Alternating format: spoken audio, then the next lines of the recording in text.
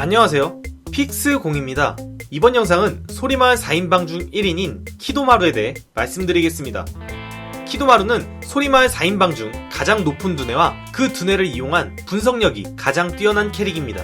시카마루가 전투 중 치밀하고 주도 면밀하게 전략을 수립하고 지능적인 전술을 이용하는 스타일이라면, 키도마루는 원거리에서 조심히 상대의 움직임과 능력을 파악하고 약점을 공략하면서 서서히 승리를 취하는 방식으로 전투하는 스타일입니다.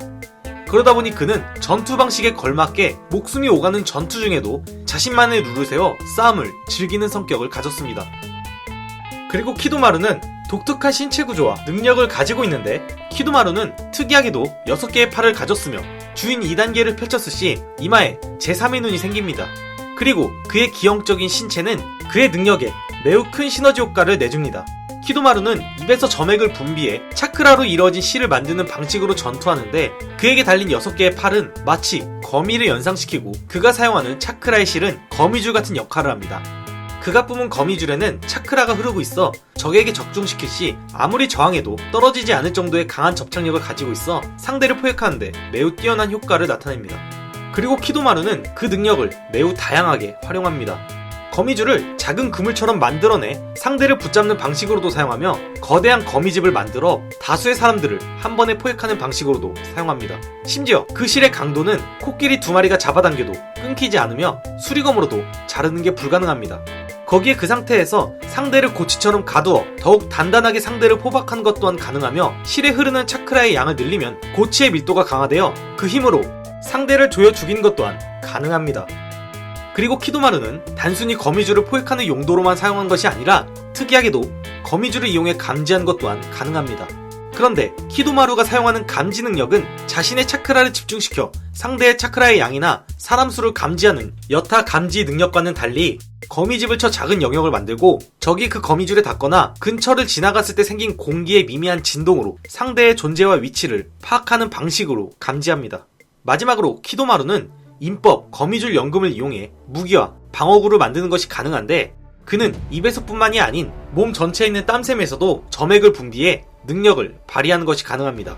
거미줄 연금을 이용한 점액은 체외에 나오는 순간 공기에 닿으면서 순식간에 경질화되어 신체를 뒤덮어 갑옷처럼 사용하는 것이 가능하며, 다양한 무기로 바꾸어 살상력을 높이는 것 또한 가능합니다. 앞서 키도마루는 주인 2단계를 펼치면 이마에 제3의 눈이 생긴다고 말씀드렸는데, 키도마루의 가장 강한 파괴력을 가진 무기는 거미줄 연금을 이용해 활을 쓰는 것입니다. 그리고 제3의 눈은 활을 이용해 먼 거리에 있는 상대의 급소를 가역하는 데 있어 높은 정밀도를 가져다주며, 일반적으로 2팔을 이용해 활을 쏘는 것과는 달리 6개의 팔과 2개의 다리를 이용해 활의 장력을 최대화시켜 발사하는 키도마루의 공격은 그의 일격필살 기술이라 할 수 있습니다. 즉, 키도마루는 감지 능력, 포획 능력, 그리고 가공할 만한 파괴력과 방어력을 지녔고, 앞서 설명한 것처럼 뛰어난 두뇌를 이용한 분석력까지 더해 소리마을 4인방 중 상대하는 데 있어 가장 까다로운 적이라 할 수 있습니다. 그래서 시카마루 소대 중 키도마루를 상대한 자는 가장 강한 무력을 가진과 동시에 뛰어난 통찰력을 가진 휴가 네지가 맡은 것입니다. 하지만 네지의 유권은 근접해서 공격해야 하는 단점이 있습니다. 그리고 키도마루는 오로치마루에게 유권에 대한 정보를 들은 적이 있어 철저하게 원거리에서만 네지를 공략했습니다. 물론 원거리에서 공격한다 해도 네지의 회처는 그 모든 것을 튕겨냅니다. 그래서 키도마루는 거대한 거미를 소환하고 그 거미가 낳은 수많은 새끼 거미를 이용해 네지에게 공격을 가했고, 새끼 거미들의 차크라실로 네지를 묶어 그의 회천을 방해했습니다. 회천을 봉인당한 네지는 8개 64장을 이용해 거미들을 상대해야 했고, 그 거미의 수가 계속 증가되자 결국 8개 128장으로 바꿔 방어하기 시작했습니다. 키도마루는 새끼 거미를 이용해 공격을 가하면서도 거미줄 연금으로 만든 무기를 네지에게 계속 투척했고, 결국 네지는 공격을 허용당했습니다. 키도마루는 단 한 번 네지에게 공격을 성공시킨 것으로 네지의 절대 방어에 약점이 있다는 것을 파악했고, 기세를 몰아 더욱더 강하게 네지를 압박했습니다. 360도의 시야를 간파하는 네지의 배간엔 아주 약간의 사각이 존재합니다. 그런데 키도마루는 여러 번의 공격을 통해 제1 흉추 뒤 아주 자그마한 점에서 퍼져가는 사각을 파악한 것입니다. 일반적으로 그 사각을 노리는 것은 불가능합니다. 그러나 2단계 주인을 펼쳐 명중률을 상승시킨 키도마루의 눈은 그것을 가능하게 만들어주고, 네지는 이전 키도마루의 공격에 많이 지친 상태였습니다.